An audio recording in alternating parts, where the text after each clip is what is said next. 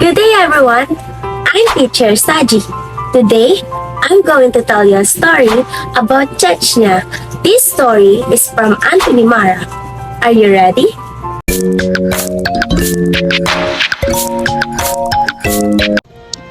Chechnya, a story by Anthony Mara.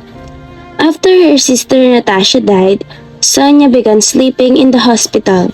She returned home to wash her clothes a few days a month, but those days became fewer and fewer. No reason to return, no need to wash her clothes. She only wears hospital scrubs anyway.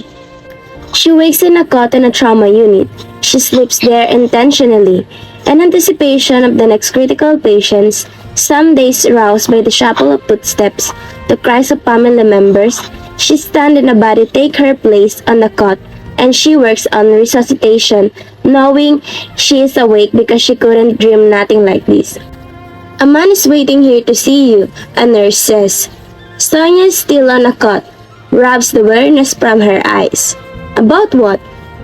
The nurse hesitates. He's right out here. A minute later in the hallway, the man introduced himself. My name is Ahmed. He speaks Russian without an accent, but by now, Sonia feels more comfortable conversing in Chechen. A short beard descends from Ahmed's face. For a moment, she thinks he's a religious man, then remember that the most men have grown their beards out. Few have shaving cream, fewer have mirrors. The war has made the country's cheeks and chin devout. He gestures to a small girl, no older than 8, standing beside him. My wife and I cannot care for her, Ahmed says.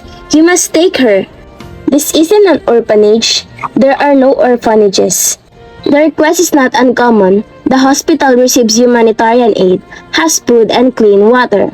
Most important, it tends to the injured regardless of ethnicity or military affiliation, making the hospital one of few larger buildings left untargeted by either side in the war. Newly injured arrive each day, too many to care for. Sonia shakes her head. Too many dying, she cannot be expected to care for a living as well. Her father was taken by the rebels on Saturday. On Sunday, the army came and took her mother. Sonia looks to the wall calendar, as if the date could make sense of the times.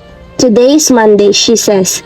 Ahmed glowers. Sonia often sees defiance from rebels and occasionally from soldiers, but rarely from civilians. I can't, she says, but her voice falters, her justification failing. I was a medical student before the war, Ahmed says, switching to Chechen. In my final year, I will work here until the home is found for the girl. Sonia surveyed the corridor. A handful of patients, no doctors, those with money, with advanced degrees and the foresight to flee the country, have done so. Parents decide which of their children they can afford to feed on which days. No one will take this girl, Sonia says. Then I will keep working. Does she speak? Sonia looks to the girl. What's your name? Haba, Ahmed says. 6 months earlier, Sonia's sister Natasha was repatriated from Italy. When Sonia heard the knock and opened the door, she couldn't believe how healthy her sister looked. She hugged her sister, joked about the flooding on her hips. Whatever horrors Natasha had experienced in the West, she put pat around her waist. I am home, Natasha said, holding the hug longer than Sonia thought necessary. They ate dinner before the sun went down, potatoes boiled over the furnace. The army had cut the electric line 4 years earlier. They had never been repaired. Sonia showed her sister to the spare room by candlelight. Gestures to the bed. This is the place you sleep, Natasha. They spent the week in a state of heightened civility. No prying questions. All talk was small. What Sonia noticed, she did not comment on the bottle of ribavirin anti-pills on the bathroom sink. Cigarette burns on Natasha's shoulders.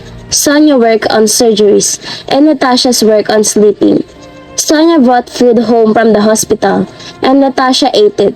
Sonia started the fire in the morning, and Natasha slept. There was mornings and there was night. This is the life, Sonia thought. Ahmed is true to his word. 5 minutes after Sonia accepted the girl, he is washed and suited in scrubs. Sonia takes Anne a tour of the hospital. All but two wings are closed for lack of staff.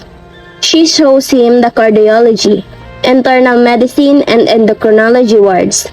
A layer of dust covered the floors, their footprints leaving the trail.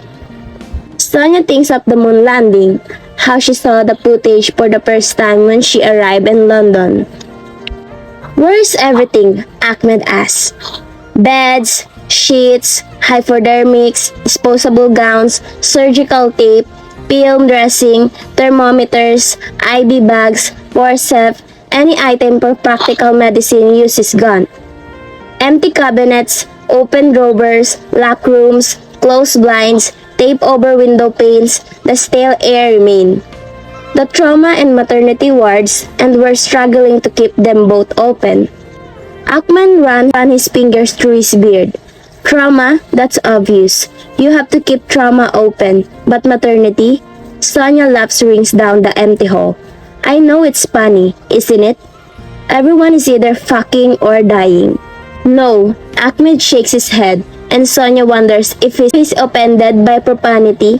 They are coming into the world and they are leaving the world, and it's happening here. Sonia nods, wonders if Ahmed is religious after all. Now that you already hear our story, I would love to introduce you to Teacher Francis.